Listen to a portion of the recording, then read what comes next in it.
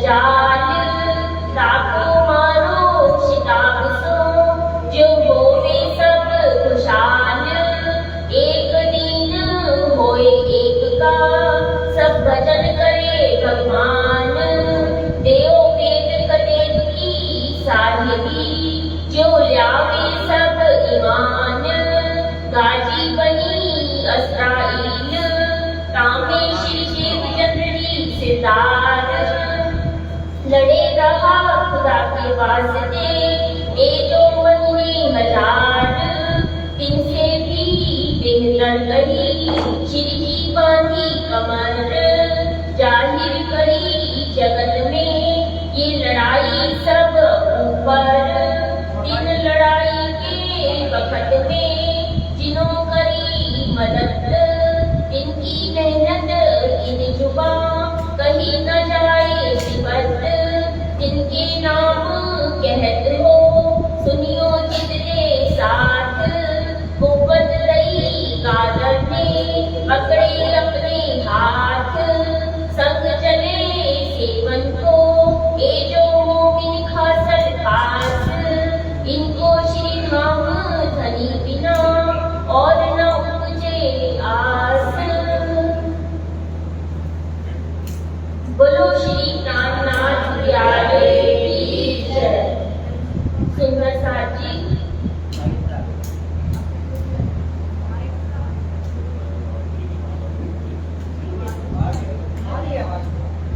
बोलो श्री प्राणनाथ प्यारे की जय।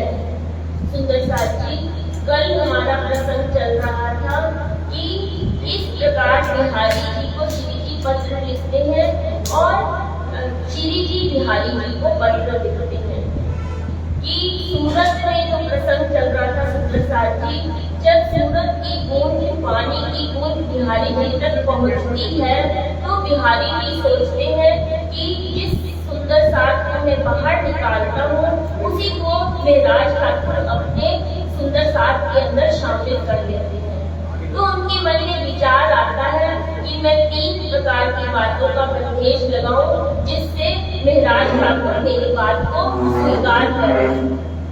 और यहाँ पर बिहारी जी पत्र लिखकर बताते हैं कि 3 बात पर तुम परहेज करना कि एक तो तुम शूद्र जाति को कभी भी मत तारतम देना।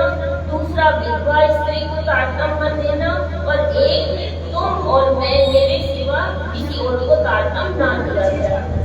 इसका सुंदर साथ हमने बहुत ही विस्तार के साथ कल चर्चा की थी कि किस प्रकार जातियों में सभी वर्णों में ब्रह्म आत्माएं आई हुई है।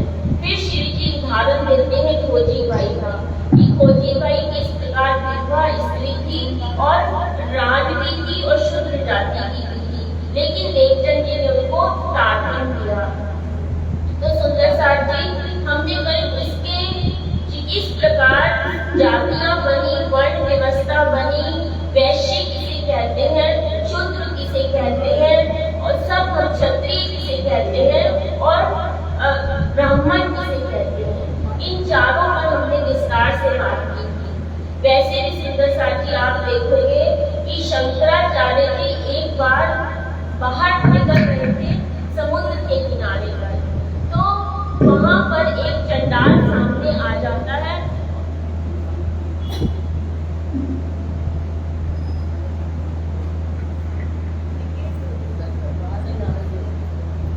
बोलो श्री प्राणनाथ सुंदर साथ जी एक बार की बात है, शंकराचार्य जी रास्ते में चल रहे थे और सामने से एक चंडाल व्यक्ति वहां से गुजरता है। तो शंकराचार्य जी दोबारा नदी में स्नान करने के लिए चल पड़ते हैं। जब वापस आते हैं तो वापस से वो चंडाल सामने आ जाता है। तो शंकराचार्य जी बहुत गुस्सा होते हैं उस पर। तो वो जो व्यक्ति शूद्र व्यक्ति था वो शंकराचार्य जी को समझाता है कि कोई भी व्यक्ति कर्म से शूद्र नहीं होता। उसने बहुत ही सुंदर रूप में शंकराचार्य जी को समझाया कि जैसे सूर्य का प्रतिबिंब गंदे नाले में भी पड़ता है और सागर में भी पड़ता है, लेकिन गंदे नाले पर सूर्य का प्रतिबिंब पड़ने से वो गंदा सूर्य गंदा नहीं हो जाता। इसी तरह कर्मों के अनुसार कोई भी काम करता है तो वो व्यक्ति कभी भी नीच जाति का नहीं कहला सकता। और आप कहते हो परमात्मा तो सबके अंदर विराजमान है, चेतन तत्व सबके अंदर एक जैसा है, तो उस चेतन तत्व जो तुम्हारे अंदर है वही मेरे अंदर है, तो मैं कैसे यहाँ पर शुद्ध हो गया या मेरे सामने आने से आप अपवित्र कैसे हो गए। तो शंकराचार्य जी ने की आंखें खुल जाती हैं कि मैं मेरे से तो ये चंडाल ही अच्छा है, मैं तो इतनी भक्ति कर रहा था लेकिन मुझे परमात्मा की और एक सब में एक परमात्मा निवास करता है उसकी पहचान नहीं हुई। कल हमने सुंदरसार जी वेदों के द्वारा भी सुना कि किस प्रकार श्याम भाई भीम भट्ट वेदों के ज्ञाता थे और वेदों में क्या लिखा गया है। गोविंद व्यास जी को भागवत से समझाया कि भागवत में जो प्रश्नों के उत्तर कोई नहीं दे सका उसको श्री जी ने अपने मुख से ही कहलवाया गोविंद व्यास जी के। तो जहाँ पर श्री जी की मेहर होती है सुंदरसार जी, वहाँ पर किसी भी तरह की बाधा नहीं चलती। अब यहाँ पर जब गादी का प्रसंग हमने सुना उसमें भी चौपाई आई थी, बीच में आगा दिया भीम भाई ने कि श्री जी जब वहां से जवाब आ जाता है और श्री जी भी जवाब दे देते हैं तो सुंदरसार के मन में आता है कि अब हमें विचार करना चाहिए कि गादी बड़ी है, बिहारी जी बड़े हैं या मेहराज ठाकुर बड़े हैं। तब सुंदरसार ये विचार करता है कि हमें ना तो गादी को देखना है ना व्यक्ति विशेष को देखना है। अगर व्यक्ति विशेष को देखते हैं तो भी सत्य की राह पर आप नहीं चल सकते। तो सुंदरसार कहता है हमें तो ये देखना है कि राज्य का जोश किसके अंदर है। हमें ये नहीं देखना कि बिहारी जी वहाँ पर गादी पर बैठे हैं या मेहराज ठाकुर क्या कर रहे हैं। हमें तो ये देखना है राज्य की शक्ति, सतगुरु देवचंद जी की शक्ति किसके अंदर विराजमान है।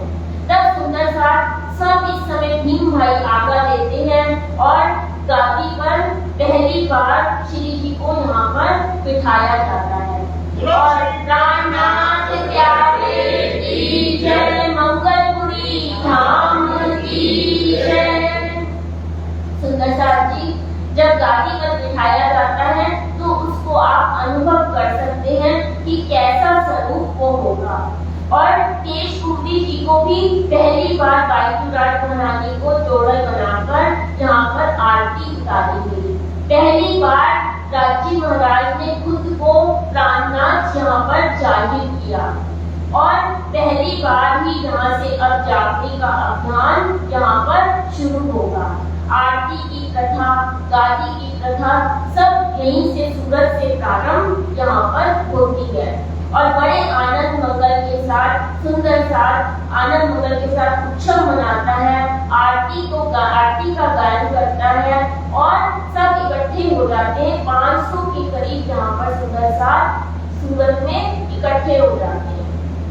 अब यहाँ से श्री जी सोचते हैं कि मुझे तो अब यहाँ से निकलना है क्योंकि जागने का काम एक जगह पर नहीं हो सकता। और बिहारी जी को यहाँ पर अब जुदा हो जाते हैं। तभी कहते हैं विवेकानंद जी कि कोई व्यक्ति आपसे दुश्मनी करता है या आपकी प्रशंसा करता है तो भी वो आपके दिल में है। कहते हैं अगर दुश्मनी रखता है तो आप उसके दिमाग में आप हो और आपकी प्रशंसा करता है तो उसके दिल में आप हो। तो व्यक्ति के दिल और दिमाग में जो व्यक्ति गलत काम करता है उसके दिमाग में दूसरे व्यक्ति की छाप हमेशा रहती है। तो बिहारी जी के दिमाग में तो इस समय भी मेहराज ठाकुर थे और पहले समय में भी मेहराज थे कि ये तो मेरी गादी को यहाँ से छीन लेंगे। तब श्री जी यहाँ से उनको चिट्ठी लिखकर कहते हैं कि मैं अगर राज्य के काम के लिए आगे बढ़ूंगा, सतगुरु जी के बताए रास्ते पर चलूंगा तो मेरे सारे काम सिद्ध होंगे, कोई रुकावट नहीं आएगी। तभी कहा जाता है गुरु के प्रति जो श्रद्धा रखता है, समर्पण करता है, सेवा भाव रखता है तो गुरु उसके अंदर ही समाधिष्ट हो जाते हैं। बिहारी जी कहते हैं अध्यात्म के क्षेत्र में वंशानुवाद नहीं चल सकता। अगर आप सिर्फ पुत्र हैं उनके नाते तो आपको अध्यात्म के रास्ते में गति पे बिठा दिया जाए पर आप में ज्ञान नहीं है तो ये नहीं चल सकता।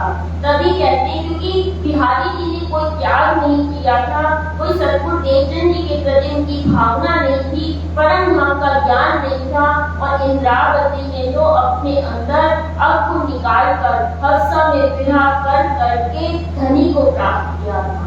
तो उनके अंदर तो खुद धनी समाविष्ट हो चुके थे और जहाँ से अब कहते हैं दो प्रथाएं चल पड़ी थे। दो बंदे श्यामा जी के, एक नस्ली एक नजरी, झगड़ दो चुने हुए देने पैगाम पैगंबरी। एक तरफ गादीवाद को मानने की प्रथा चल पड़ी, दूसरे व्यक्ति जो जिन्हें महाजन शब्द आया है कि धर्म पर कुर्बान होने वाले, वो सुंदर साथ शिल्पी के साथ चल पड़े। तो दो व्यवस्थाएं, दो मार्ग यहाँ से चल पड़े। एक बिहारी जी के प्रति समर्पित होने वाले जो केवल गादी को मानते थे और एक जो धर्म की राह पर समझकर जिन्होंने राज्य के साथ कदम बढ़ाया। अब यहाँ पर सुंदर साथ जी एक किस्सा अब मोहम्मद साहब का भी यहाँ पर घटता है। कहते हैं मोहम्मद साहब के अबू जहल जो उनके चाचा थे वो बहुत ही देवी देवताओं की सिर्फ पूजा करते थे और अद्वैत बात को स्वीकार नहीं करते थे। अपनी उन्होंने मूर्ति भी कहते बनवा के रखी हुई थी और जो भी मोहम्मद साहब पर ईमान लाता उसको वो मरवा देते थे। ऐसा जुल्म जब बढ़ गया तो मोहम्मद साहब को खुद अल्लाह ताला ने कहा तुम मदीना में जाकर अपनी सेना तैयार करो, धर्म के लोग इकट्ठे करो, फिर मक्का पर जाकर आक्रमण करना और आपके द्वारा ही अबू जहल मारा जाएगा। यही हुआ। मदीना में मोहम्मद साहब चले गए और उन्होंने वहां जाकर अपनी सेना तैयार करी और अली को वहां पर भेजा और अली के द्वारा अबू जहल मारा गया। और वहां पर कहते हैं मदीना में अभी भी बैत अल्लाह यानी खुदा का घर मोहम्मद साहब का है जहाँ पर समाधि रखी हुई है। तो सुंदर साथी ये किस्सा यहाँ पर प्रार्थना जी और बिहारी जी पर भी घटता है। बिहारी जी को अबू जहल कहा गया और प्रार्थना जी को मोहम्मद साहब जो थे उन्हीं का रूप माना जाता है। ये घटना यहाँ पर ये भी दर्शाती है। अब दूसरी एक पहली चौपाई आई कि हजरते हज करी लेने को मक्का। विकरण की पहली चौपाई ही ये थी सुंदर साथी कि हजरत है श्री प्राणनाथ जी, हज करना यानी कि प्रस्थान करना और दारुल बक्का यानी कि बनना। अब श्री जी अपने जोश के साथ पूरी शक्तियों के साथ यहाँ से निकल पड़ेंगे। 500 का सुंदर साथ उनके साथ है। गोवर्धन ठाकुर जी अपनी पूरी सेवा धन की दे रहे हैं। बड़े बड़े विद्वान पंडित उनके साथ आ गए। लालदास जी कैसे खाली हाथ लेकर आ गए थे और श्री जी ने कहा कि अब तुम्हारी तपस्या पूर्ण हुई, तुम्हारा तीर्थ पूरा हुआ क्योंकि तुम प्राणनाथ जी के चरणों में आ गए हो। यहाँ से लालदास जी, लालभाई जी और भीम भाई, श्याम भाई, गोविंद व्यास जी, मुकुंद दास जी जो पत्नी को छोड़कर छोटी उम्र में छोड़कर चले आते हैं, सब सुंदर साथ एक हो जाता है और यहाँ से प्रस्थान करते हैं। आनंद मंगल के साथ यहाँ पर नाम भी आए, कई सुंदर साथ के नाम आए जिनकी यहाँ पर जागनी हुई और चर्चा सुंदर साथ की वैसी शिव करते हैं। कैसे तुम ब्रिज में थे, कैसे तुम रास में थे और कैसे तुम जागनी के ब्रह्मांड में आए। राजी ने तो ये खेल दिल में पहले ही ले लिया था सुंदर साथी। हक्के लिया दिल में एजो 14 तबक, इनमें हक्के लिया दिल में एजो 14 तबक, इनमें जम्बू द्वीप, उनमें भरतखंड गुजरात। उसमें भी विशेष रूप से इनमें विशेष देख के ये जो भरतखंड चौपाई सुंदर साथी भूल जाती है मुझे। तब लिया हक्के दिल में ए जो 14 तबक, दिन में जम्मू द्वीप में भरत खंड मुद्रक, दिन में विशेष देख के ए जो खंड बुंदेल, कायम सिफत दिन की जो तीसरा तकरार लैल, तामे सिरे सिरदार की ए जो वरना ठोर, दिन में सिफत छत्रसाल की नहीं पटंतर। और अब यहाँ पर सुंदर साथी पन्ना धाम की जय। अब यहाँ से पन्ना की तरफ चलना है और रास्ते में अभी सिद्धपुर चलेंगे, फिर मेड़ता चलेंगे, वहां से दिल्ली हरिद्वार होते हुए पन्ना में चलना है।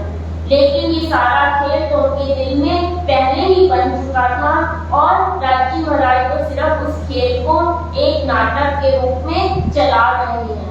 लीला उनके द्वारा पहले ही रची गई थी। जैसे कि कहा कि सब कुछ राज्य की इच्छा से ही खेल बना, राज्य ने ही इच्छा करी कि मैं रूहों को खेल दिखाऊं। ये सारे जो नाटक का खेल है उनके द्वारा पहले ही परम धाम में बन चुका था, जो अब तक चल रहा है जब तक रूहें पूर्ण जागृत नहीं हो जाएंगी।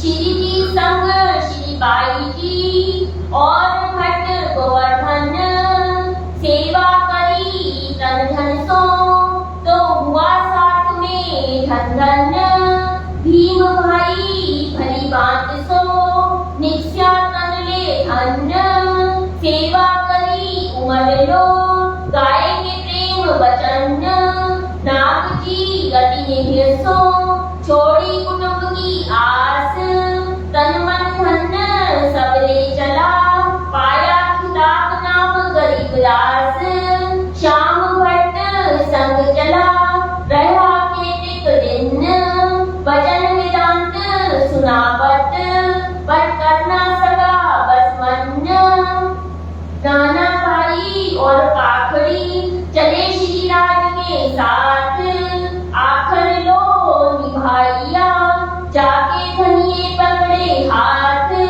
कान की राम जी चला, ले कबीला संग, आखर लो निभाइया, कोई रहा न पीछा अंग, जमुना बाई संग चली, छोड़ कुटुंब परिवार, सेवा करी सनेसो, जान के परवरदिगार, छबीर दास संग चले, सेवन के सुख काज, बेटा जमुना का जान के, सेवा दई श्री राज, कोई दिन धारा रहे, फिर के जाए पीछे, बदरियां पहुंचावे साथ को, यह काम इनके, लाल बाई संग चली, श्याम बाई को ले, श्री बाई जी की सेवा मिले, काम जो करती लाल दास संग चले,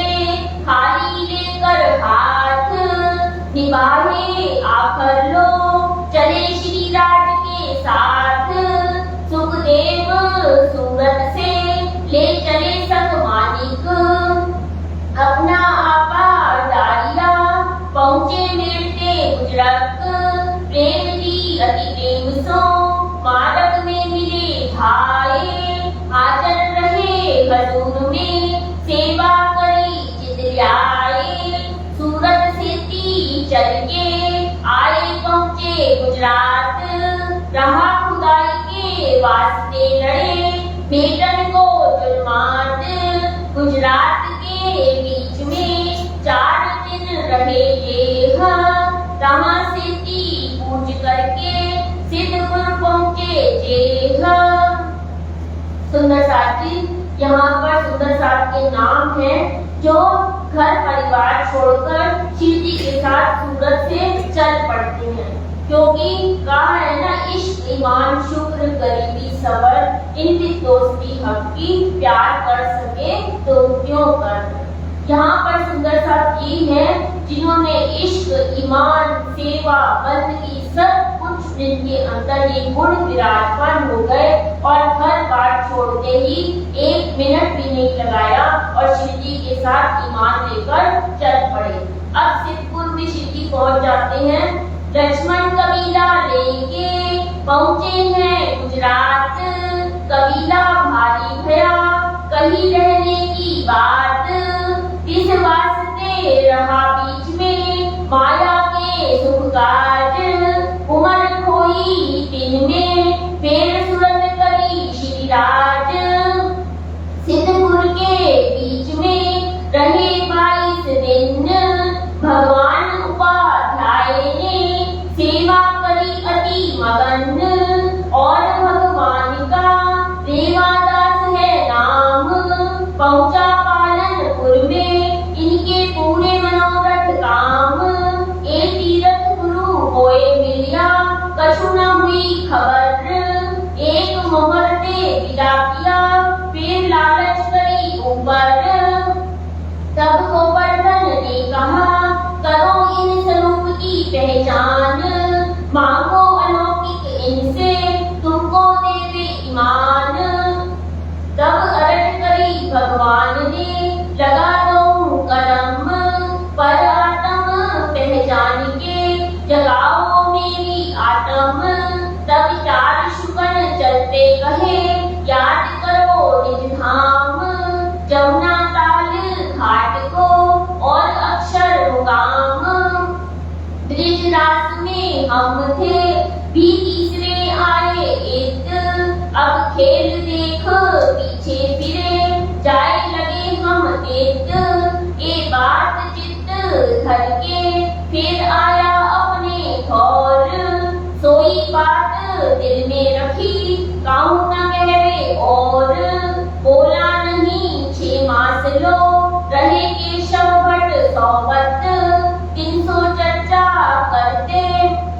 एक क्षत्रिय निकला एक, तिनने हमें परमो दिया 2-1 कहे वचन, सोई वचन हमसे कहो तिनके 2-1 सुगंध, तब 2-1 सुगंध कह दिखाया धाम, तब केशव पहचानिया कहा कहो तुम्हें इस धाम, यह तो अक्षरातीत था तुम ना करो पहचान, अब मैं उतही जात हूँ मुझे आया ईमान, बोलो श्री कान्नाथ प्यारे की जय। सुंदर साथ जी, अब सूरत से श्री जी आ जाते हैं सिद्धपुर में। सिद्धपुर कहते हैं, सिद्धपुर गुजरात में है और एक तालाब के किनारे पर श्री जी वहां पर डेरा डालते हैं। सुंदर साथ की तो जमात वहां पर थी ही सही, और वहां पर एक पंडा रहता था देवादास, जिसका आपने यहाँ पर नाम सुना है।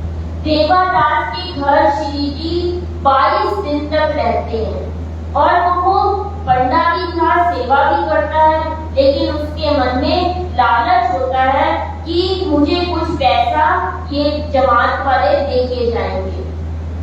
श्री जी तो 22 दिन तक चर्चा करते रहते हैं, लेकिन देवादास को यहाँ पर पहचान नहीं होती, क्योंकि जिसको पहचान धनी ने देनी है तब ही देते हैं वो, ऐसे किसी को पहचान भी नहीं देते। सुंदर साथी घर में बैठे हुए हैं, लेकिन उनको पहचान नहीं हो पाती।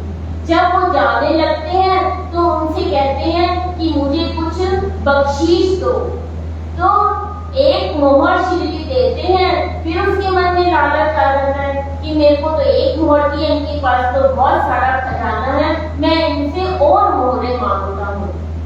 तब गोवर्धन दास जी को कहते हैं कि मुझे कुछ और दिलवाओ श्री जी से। तब गोवर्धन उनको कहते हैं कि तू इनसे क्या मांग रहा है, माया की चीज मांग रहा है, ये तो कहाँ धाम धनी अक्षरातीत है, तू कुछ इनसे अलौकिक मांग। तो श्री जी को फिर वो कहते हैं देवादास जी, मुझे तो आप कुछ ज्ञान देकर जाओ चलते चलते। तब श्री जी सोचते हैं 22 दिन तो मैं तेरे पास रहा और तूने कुछ नहीं दिया, अब मैं चलते चलते तुझे क्या ज्ञान सुनाऊं। तब श्री जी चलते चलते कहते हैं, जब ना ताल की पहले शर से परे अक्षर है, अक्षर अक्षर से परे श्री जी परम धाम है, वहाँ पर अक्षरातीत का निवास है, वहाँ पर जमुना जी है, और कोसर तालाब है। ऐसे कुछ जो बता देते हैं कि कैसे संसार की उत्पत्ति हुई।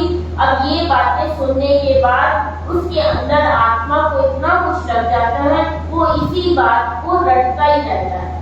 जमुना ताल तालाब की इस तरह की बातें वो रटता रहता है और बोलता रहता है, और एक बार मौन हो जाता है। तो सुंदर साथ जी, यहाँ पर भी हमें राजी महाराज बहुत बड़ा सिखापन दे रहे हैं। कहते हैं जब विवेकानंद जी थे, जब विवेकानंद नहीं बने थे, उनका नाम बचपन का नरेंद्र होता है, और वो रामकृष्ण परमहंस जी के यहाँ पर अपनी शिक्षा दीक्षा ले रहे होते हैं, और उनका परिवार भी उस समय बहुत गरीब होता है, और माँ बीमार पड़ जाती है। शिक्षा दीक्षा ले रहे थे, पूरी उनको पहचान भी नहीं थी। तो एक दिन जब माँ बीमार पड़ती है, तो रामकृष्ण जी परमहंस को अपने गुरु को कहते हैं कि आप देवी माता से मेरी अर्जी लगा दो कि मेरी माता बीमार है, मेरे घर गरीबी है, तो आप अर्जी लगा दो तो मेरी माता जी भी ठीक हो जाएंगी और घर में सुख सुविधाएं भी हो जाएंगी। तो रामकृष्ण परमहंस जी कहते हैं, नरेंद्र तू मुझे क्यों कह रहा है, तू खुद क्यों नहीं देवी माता से अर्जी लगाता। तो नरेंद्र जी को ये बात मन में लग जाती है, वो ध्यान साधना में लगकर अर्जी लगाने लग जाते हैं। लेकिन जब अर्जी लगाने लगते हैं तो उनकी आत्मा की आवाज आती है कि रे मूर्ख, तू क्या मांग रहा है संसार के लिए, तू उस परमात्मा से कुछ मांग, ज्ञान मांग, वैराग्य मांग, साधना मांग। ये तो सब नश्वर है, शरीर चला जाएगा, तेरी माता भी एक समय चली जाएगी, धन आएगा चला जाएगा, लेकिन वो देवी माता से नश्वर चीजें नहीं मांगकर सिर्फ यही मांगते हैं कि मुझे ज्ञान, वैराग्य, धर्म हो। एक साधारण इंसान है, अभी वो विवेकानंद नहीं बने हैं, नरेंद्र हैं, और गुरु की सेवा करते करते उनके मन में ये विचार आ जाते हैं, वो दुनिया की नश्वर चीजें नहीं मांगते। यहाँ देवादास 22 दिन से साथ में है, लेकिन क्या मांग रहा है, दुनिया की चीजें। और अंत में जब श्री जी को कहता है कि चलते चलते कुछ लो, तो श्री जी सोचते चलते चलते मैं इनको क्या बताऊं, इतनी सी बात को जान जाते हैं। अब यहाँ पर 22 दिन रहने के बाद जब ये कह देते हैं, तो श्री जी हमें ये भी समझाते हैं कि हमारे घर पे जब हम किसी संत के जाते हैं या आश्रम में जाते हैं, तो तब पूरा टाइम तो हम जैसे 15 गए, 10 दिन रुके, वहाँ कुछ नहीं किया, और अंत समय में सोचते हैं कि हम यहाँ पर ये कर लें, माला फेर लें, हमने कोई बंदगी नहीं करी। इसी तरह से हम अपने घर में गुरुओं को भी बुलाते हैं, पूरा समय हम बातें करते रहते हैं दुनिया की, और फिर जब संत जाने लगते हैं तो उनसे कह देते हैं कि आपने हमें 2 शब्द तो सुनाए ही नहीं। तो जब वो साथ में होते हैं तो पहचान नहीं करते, और बाद में हम सोचते हैं कि उन्होंने हमें कुछ दिया ही नहीं।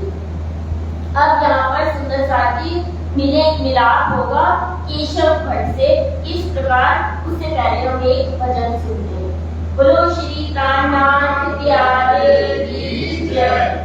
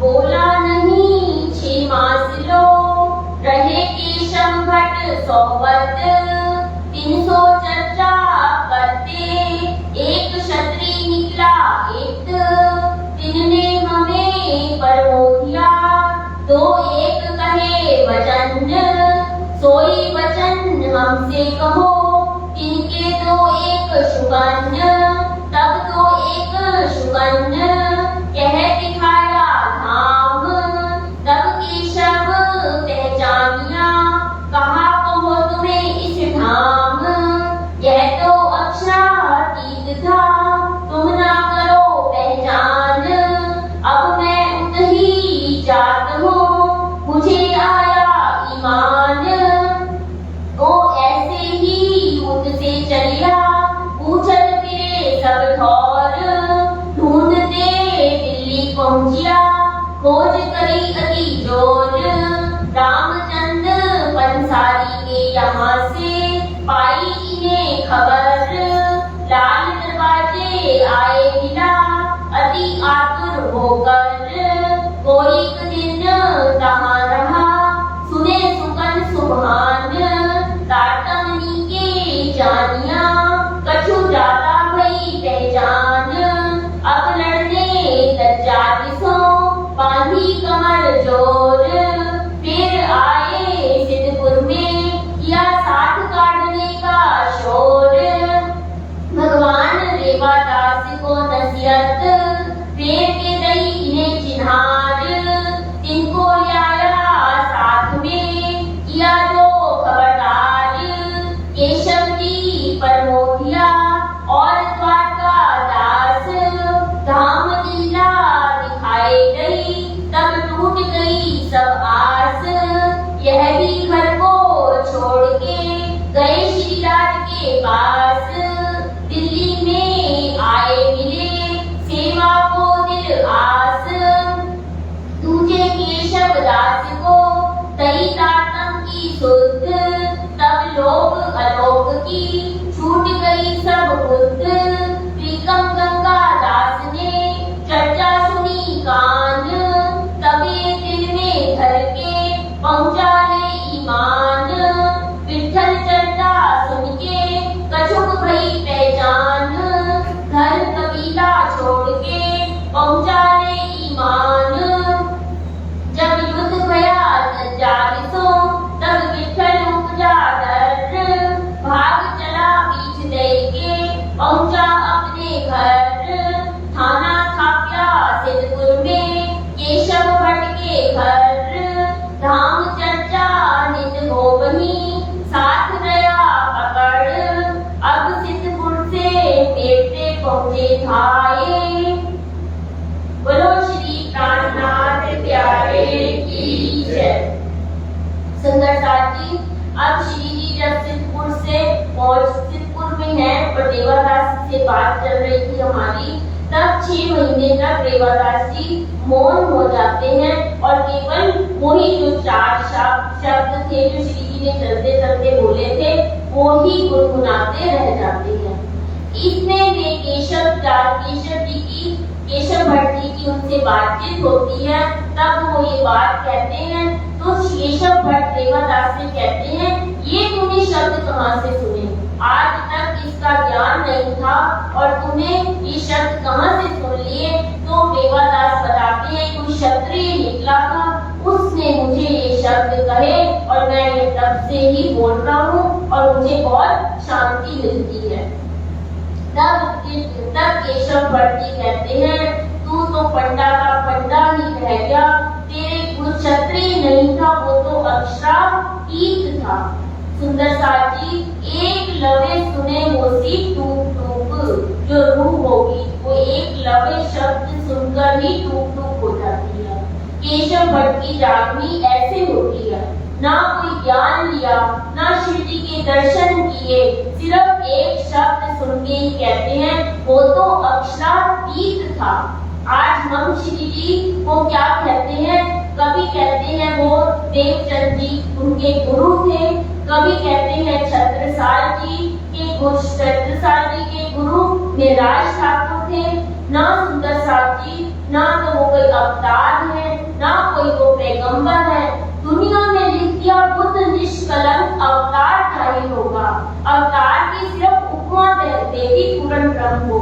पूर्ण ब्रह्म यहाँ केशव भट्ट ने क्या कहा कि हमारे लिए सिखापन है। सुंदर साथ जी, हम कभी कुछ कह देते, गुरु शिष्य की बात तो यहाँ पर आती ही नहीं। 5 शक्तियाँ देवचंद जी के अंदर भी यही और उन्हीं के अंदर वापस भामती मेराज ठाकुर के अंदर आ गई, वही लालदास जी के अंदर आई जब भी ये गीतक लिखी गई। लालदास जी जब कहते हैं कि मेरे अंदर, मैंने तो गीतक में आपके साथ ही नहीं था, तो कहते हैं तुमने थोड़ी लिखी है ये गीतक, खुद बैठ कर महामती की शोभा तभी मिली उनको। महामती का नाम थोड़ी है सुंदर साथ जी, शब्द नहीं है, 5 शक्तियां हैं। तभी महामती मेराज ठाकुर को बोला गया, महामती लालदास जी को बोला गया, छत्रसाल जी को बोला गया, क्योंकि छत्रसाल जी को आखिरी टाइम में जागने का काम श्री जी खुद अपने हाथ से सौंप के गए थे। तो सुंदर साथ जी, हम तो मूर्ति की तरह मूर्ति बना देते हैं। कहते हैं मेराज ठाकुर की भी मूर्ति दूसरे देवी देवताओं की तरह बना दी गई है, जबकि मूर्ति पूजा का बार बार निषेध किया गया। सुंदर साथ जी, कहीं पर भी नहीं, ना वेद कहते हैं, हमने पूरी गीतक बहुत ध्यान से सुनी है, कहीं नहीं लिखा हुआ मूर्ति पूजा के बारे में। वेद भी कहते हैं, लेकिन हम फिर दुनिया वालों की तरह हमें नहीं करना है। राजी महाराज को अक्षरातीत थे, पूर्ण ब्रह्म हैं और आज भी कोमल जी में वो विराजमान है, वो कहीं नहीं गए। सुंदर साथ जी, जब तक उन्हें नहीं जाएंगे श्री जी वहां से नहीं जाएंगे। और ये भी शिक्षा दे रहे हैं, कोई भी किसी को भी अक्षरातीत कहलाने का अधिकार नहीं है। जो शोभा इंद्रावती को दी गई वो शोभा किसी व्यक्ति को देने का अधिकार नहीं है। तभी कहा ऐसी लीला न हुई न आगे होगी। और इन दोनों तनों को ही फीस्त में बिठाया जाएगा। सुंदर साथ जी, आज हम किसी को भी थोड़ा सा ज्ञान आता है, हम उसकी पूजा शुरू कर देते हैं। बार बार कहते हैं आप एक ऊपर वाले का पकड़ो तो आपको खुद वो अक्षरातीत आपके सामने होगा। आप गुरु के प्रति समर्पित हो तो गुरु का ज्ञान आपके अंदर ही आ जाएगा। लेकिन अक्षरातीत मानकर उनकी पूजा करना किसी भी धर्म में नहीं लिखा। और राजी महाराज की वाणी भी हमें बार बार कहती है, केशव भट्ट सुनते ही कह देते हैं वो तो अक्षरातीत था, ना उन्होंने कोई नाम लिया, किसी चीज का नहीं लिया। जो अक्षरातीत की हम बार बार बात करते हैं, वाणी की चौपाइयां भी आती हैं, निज नाम में ही कहते शर से परे अक्षर से पारा, तय पुरुष का करो विचारा। ये तो गुरु नानक जी की वाणी भी कहती है। तो यहाँ हमें समझने की जरूरत है, अंध परंपराओं में हमें नहीं पढ़ना। सुंदर साथ जी, राजी महाराज की वाणी से ऊपर हमारे लिए कुछ भी नहीं होना चाहिए। कोई व्यक्ति बात को स्थान नहीं देना। ये तो बिहारी जी का ही आपने देखा, बिहारी जी गादी बात से जुड़े रहे, उनके अंदर कोई शक्ति नहीं थी। कहते हैं बिहारी जी का नाम लिखा हुआ है गादी पति के लिए, बिहारी जी का नाम भी नहीं लिखा हुआ, जबकि बिहारी जी गादी पर बैठे थे। तो सुंदर साथ जी, हमें भी, हम सब सुंदर साथ बहुत ज्ञानी समझते हैं हमको, लेकिन हमारे अंदर ज्ञान नहीं है। राजी महाराज की वाणी को पढ़ो, समझो और हमें भीतर क्या संदेश दे रही है, उन्हीं बातों को अपनाओ। अंधा अनुकरण नहीं करना चाहिए। कोई भी परंपरा किसी वजह से चल पड़ती है, हम उसको अंधा अनुकरण समझकर करते रहते हैं। लेकिन अगर कोई व्यक्ति उसके विरुद्ध कहता है तो उसको समाज से बहिष्कृत कर दिया जाता है कि वो तो ऐसे बोलती है। ना किसी की निंदा करो, अपनी समझ से काम करो। सुंदर साथ जी, ये वाणी कह रही है, राजी बुलवा रहे हैं, अपने आप पे विचार करना है, भीतर हमें क्या शिक्षा यहाँ पर दे रही है। केशव दास जी कहते हैं, रे मूर्ख, ए पंडित, तूने उसकी पहचान नहीं करी, वो क्षत्रिय नहीं था, वो तो अक्षरातीत यहाँ से निकला था। और चल पड़ते हैं खोज करने। ना हाथ में मोबाइल है, ना कुछ पता है कि अक्षरातीत कहाँ गए हैं। छोड़ देते हैं सिद्धपुर और खोजते खोजते दिल्ली में लाल हवेली में बैठकर जब श्री जी का पता कर लेते हैं, फिर श्री जी के चरणों में पढ़कर उनसे ज्ञान शिक्षा लेते हैं, कुछ लोगों की जागनी करते हैं और फिर राजी का आशीर्वाद लेकर सिद्धपुर में आके सिद्धपुर में थाप्या झंडा जागनी का। सबसे पहले सिद्धपुर में केशव भट्ट के द्वारा ज्ञान का केंद्र खोला गया। यहाँ पर शिक्षा देते हैं, मंदिरों की जरूरत नहीं है, केवल पाठ पूजा करने की नहीं, ज्ञान केंद्र बनाने की जरूरत है। और मुझे लगता है जयपुर में पहला ज्ञान केंद्र मानसरोवर में ही है। बोलो श्री प्राणनाथ प्यारे की जय। इस ज्ञान केंद्र के द्वारा आप सुंदर साथ दूसरों को भी जगा सकते हैं, खुद भी आगे बढ़ सकते हैं। ये जगह राजी ने आपको दी है सुंदर साथ जी, इसमें से कोई भी व्यक्ति आ गया है। राजी ये नहीं कहते कि एक का ही अधिकार है, उन्होंने कह दिया ना, जो तू जगे तो तू दूसरी को जगा। मैं ताकत मेरे पास है तो दूसरे को दे। कभी भी ईर्ष्या नहीं करनी है, द्वेष नहीं करना है, प्रतिस्पर्धा नहीं करनी है। राजी जिसके मुख से जो कहलवाते हैं वो राजी की मर्जी है, आपकी मर्जी नहीं है। सुंदर साथी, आप एक शब्द भी नहीं बोल सकते कहीं पर भी बैठकर, ये राजी ही बुलवाते हैं, कोई इंसान नहीं बोल सकता। इस वाणी को पढ़ लो, याद कर लो, लेकिन राजी जो बुलवाएंगे वो ही बोला जाएगा, आपके मुख से एक शब्द भी नहीं निकल सकता। यहाँ पर केशवदास की जागृति हो जाती है और सिद्धपुर में ज्ञान केंद्र खुल जाता है। वहां पर भी बहुत सुंदर साथ की जागृति होगी। अब चलना है मेड़ता, उससे पहले सुंदर साथ की एक छोटा सा भजन सुनिए।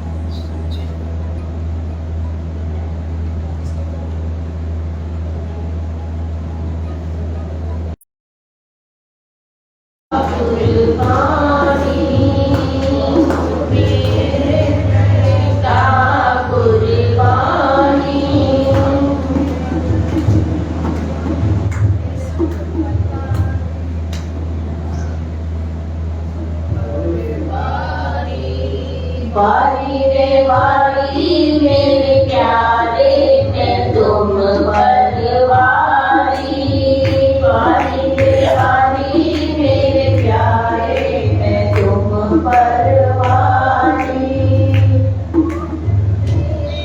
ललिता कुर्बानी ललिता कुर्बानी स्वरूप शांति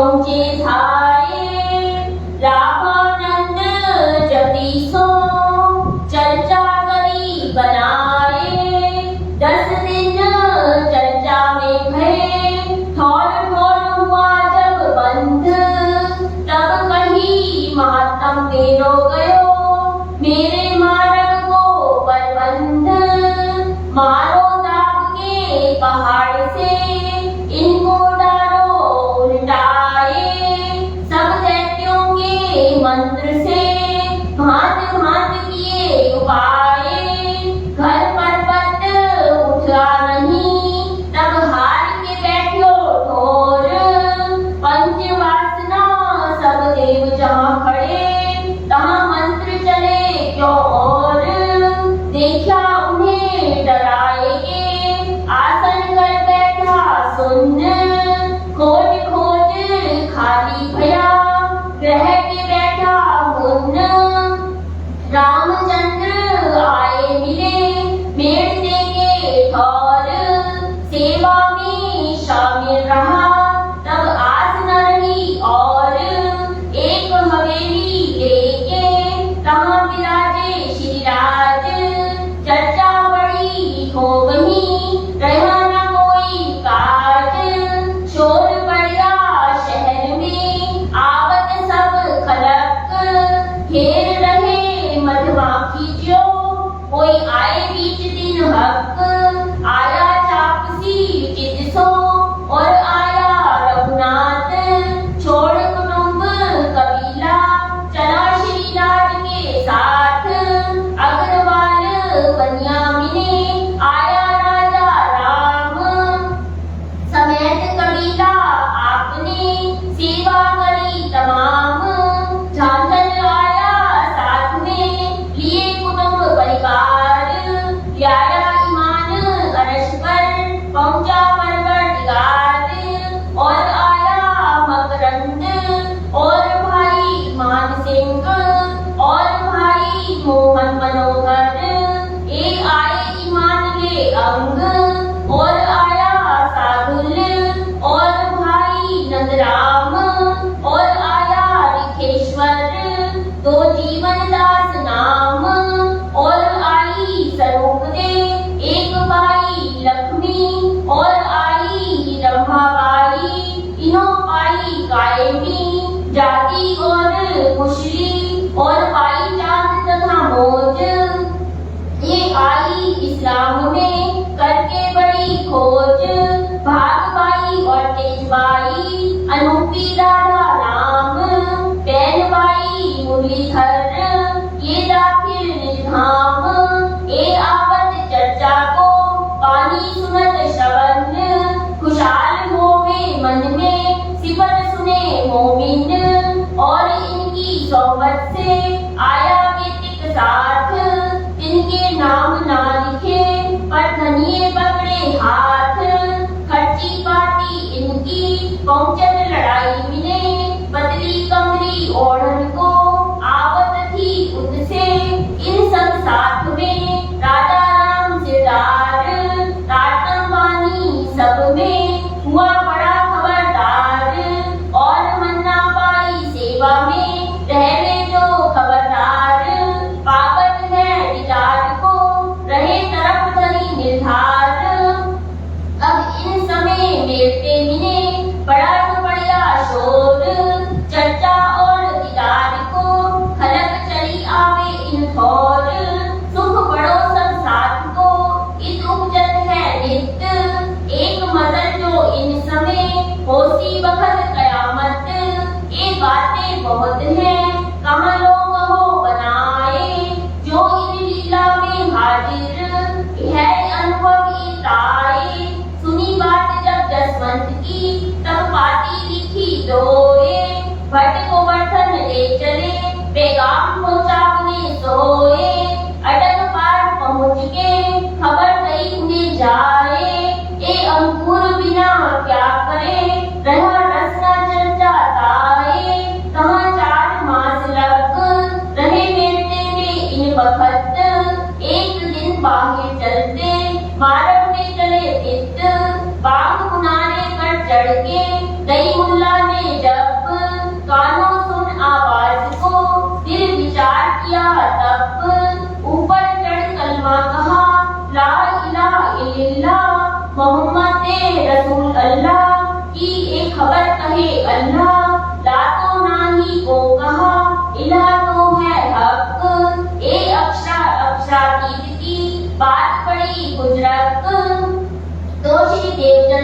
रही थी, कहाँ से आए तुम, दूसरा तो कोई है नहीं, इनका कौन दावा करे बिना हम, एक तहकीक हमारे कासिद, हम वास्ते ल्याए कलाम, सब खबर हमारी होएगी, ल्याए मोहम्मद अलैहिस्सलाम। श्री मोहम्मद कहे ए साथ जी, जान लो ईसा का इलम, अब मोहम्मद को मिल चले, कहो एक दिन आदम। बोलो श्री प्राणनाथ प्यारे की जय। सुंदर साथ जी, जो पहिया मैंने एक साथ पढ़ दी, पर इसमें 3-4 प्रसंग एक साथ हैं। इसके अंदर हम थोड़े सूक्ष्म रूप में करेंगे, समय को देखते हुए। फिर सदानंद महाराज जी का भी शायद जन्मदिन है, तो उनके लिए भी कुछ शब्द सुंदर साथ में कहने होंगे, या कोई भजन उनके लिए बोलना होगा, तो हम बोलेंगे। यहाँ पर सुंदर साथ जी अब श्री जी सिद्धपुर से आ जाते हैं मेरका में। कहते हैं मेरका जो पुराना मेरका है, वहाँ पर देवरानी जेठानी तालाब 2 हैं, और पुराने मेरके में कहते हैं धन दौलत की कोई कमी नहीं थी। वहाँ पर कहते हैं रात को दरवाजा पुराने मेरके में बंद हो जाता था, और किसी को भी आने जाने की इजाजत नहीं थी, क्योंकि वहाँ धन बहुत था, सेठ लोग बहुत रहते थे। एक दिन एक सेठ किसी वजह से देरी से आया, उसने दरवाजा खोलने के लिए कहा, तो जो दरबान था उसने दरवाजा नहीं खोला।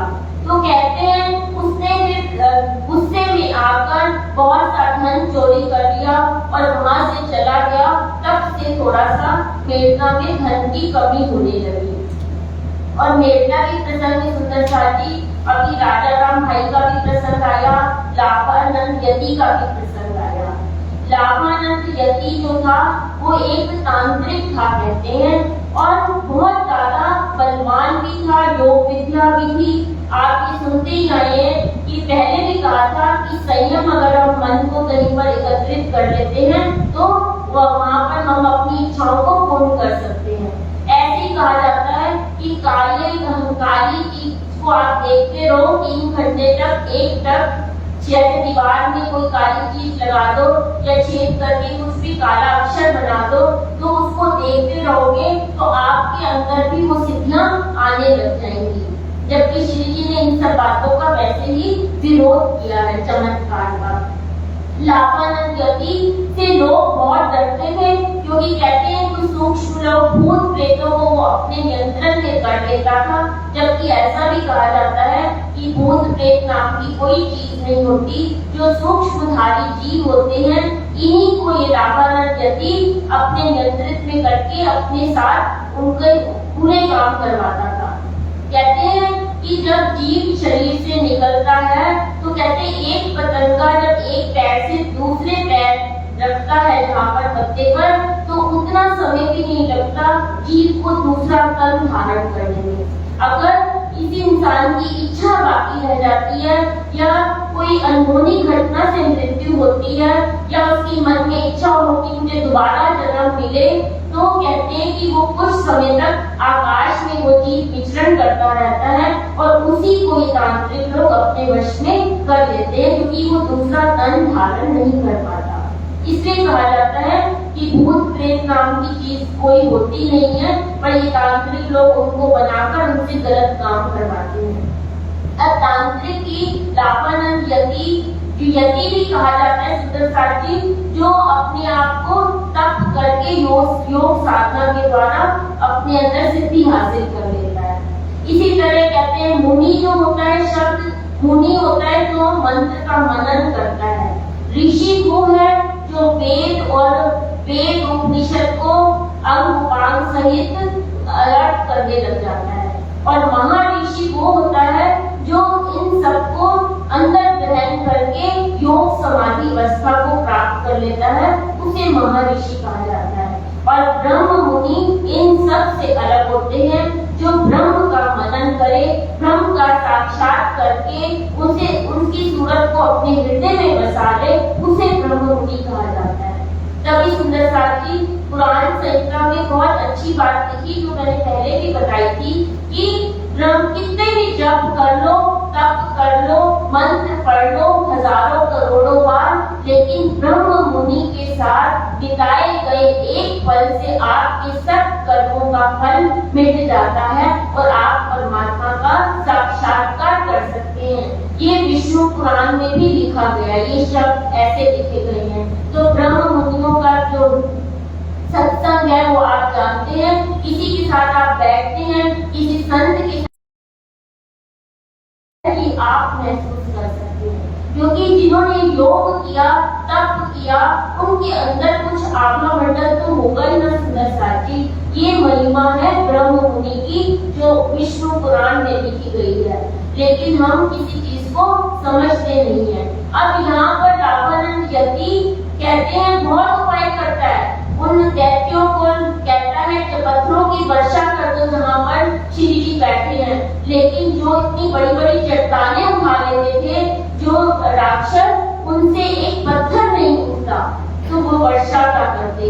इतना यंत्र तंत्र से वो कोशिश करता है कि मैं किसी तरह श्री जी को मरवा दूं, क्योंकि मेरा दबदबा जाने वाला है, लोग मेरे पास आएंगे नहीं, मेरी बात पर विश्वास नहीं करेंगे, तो इनको तो किसी तरह से मरवा दिया जाए।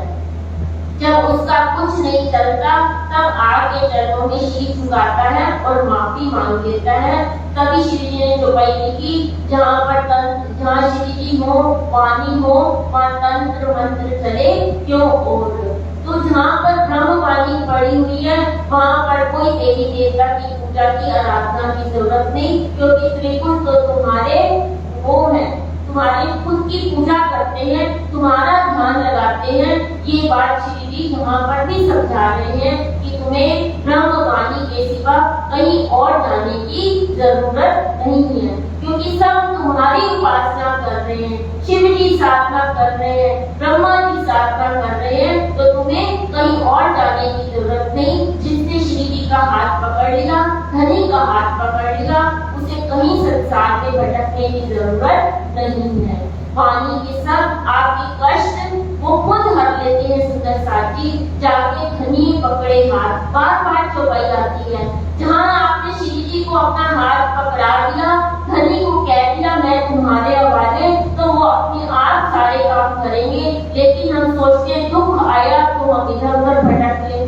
दुख सुख तो संसार में जीव के कर्म है सुंदर साथी, जो जीव को आत्मा बैठी है तो भी भुगतने ही पड़ेंगे, चाहे कोई कितना बड़ा योगी हो, चाहे कितना बड़ा ज्ञानी हो। इसीलिए दुख सुख को देखकर इधर उधर नहीं भटके, केवल राजी की वाणी का मनन करें, राजी महाराज खुद ही संभाल लेंगे।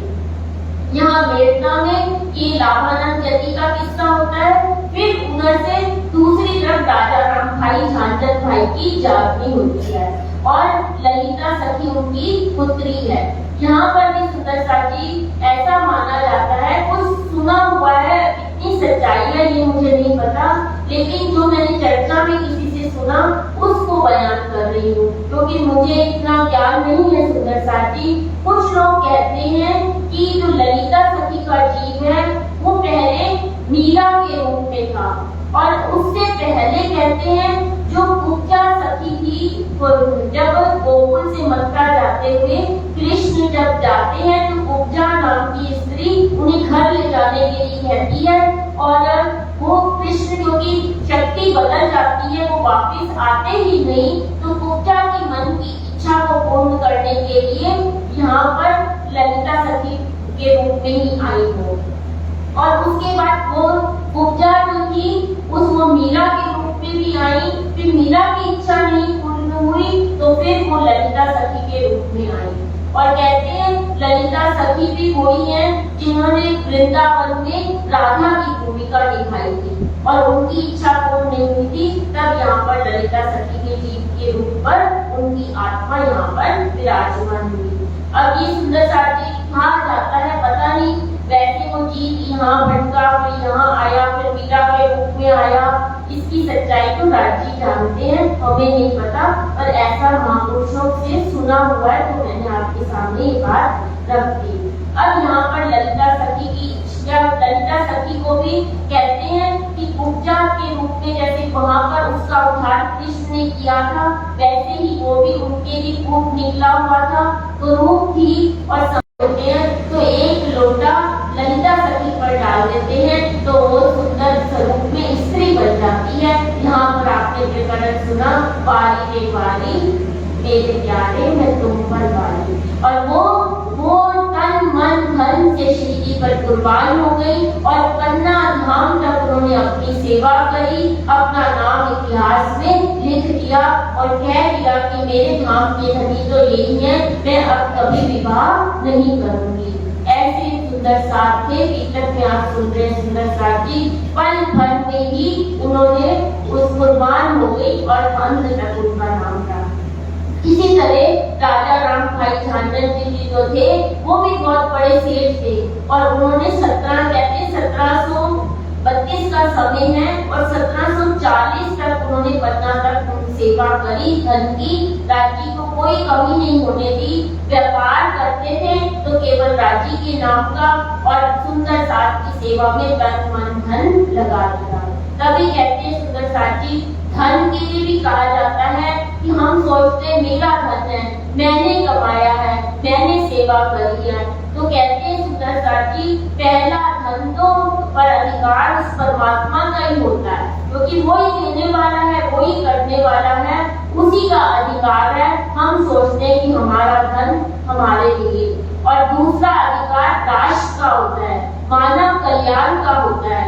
तो मानव कल्याण की सेवा में किया हुआ धन सार्थक है, वरना भोग दान कुछ भी करो, भोग के रूप में करोगे तो आपको कोई फल नहीं मिलेगा, दान के रूप में करोगे निस्वार्थ भाव से मानव कल्याण के लिए तो उसका फल आपको जरूर मिलता है।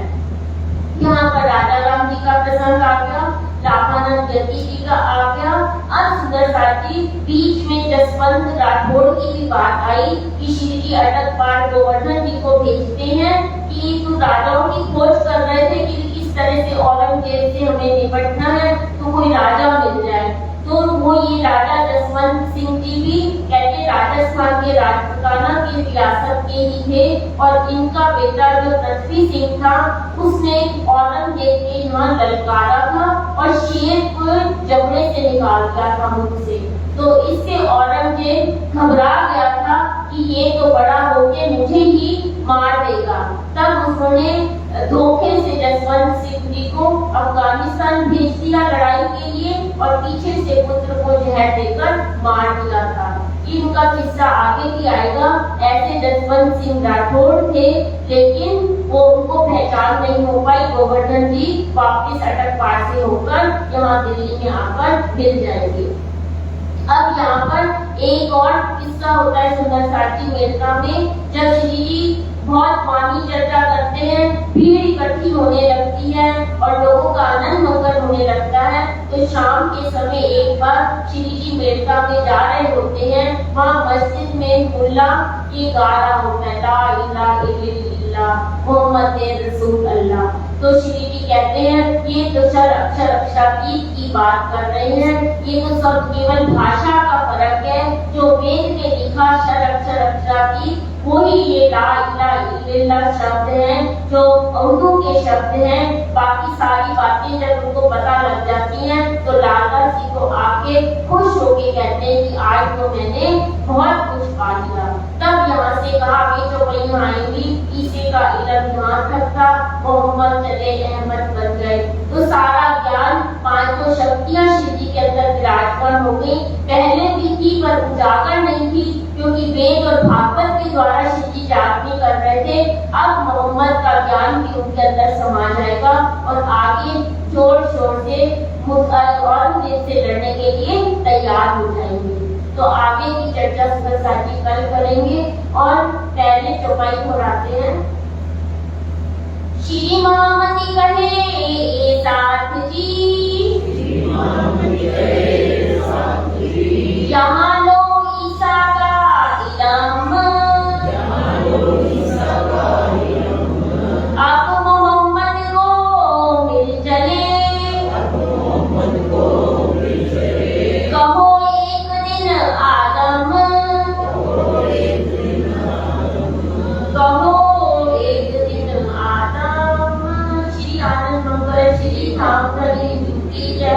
वीर बाई राजू की जय, श्री महाराजा छत्रसाल की जय, श्री सुंदर साधु की जय, श्री सुंदर साधु साई जी के चरणारविंद।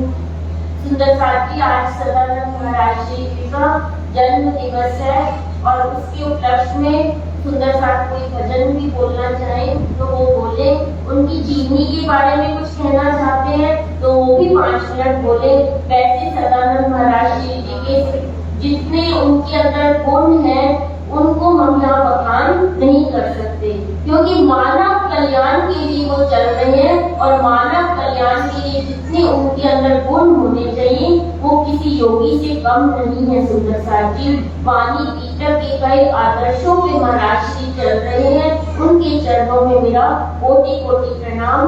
और सुंदर साथ कुछ बोलना चाहे उनकी जीवनी के बारे में तो वो बोल सकते हैं, और कोई भजन बोलना चाहे तो बोल सकते हैं, और उनके लिए अगर मेरे सागर पढ़ना हो तो साडे घर खुशियां दा चंद चढ़िया, साडे घर खुशियां दा चंद चढ़िया,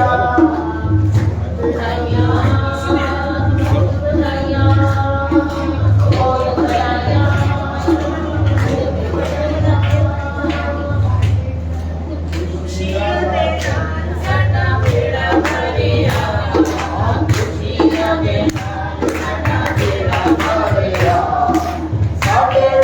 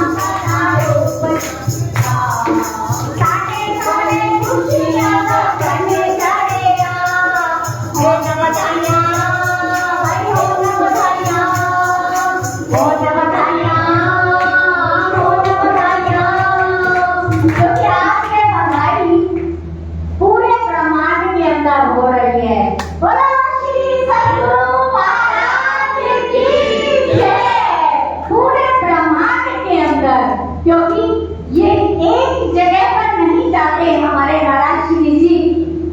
आज जिनका जन्म दिवस है, परम श्रद्धेय, परम वंदनीय, परम अर्चनीय, प्रातः स्मरणीय श्री श्री 180 विश्वदाता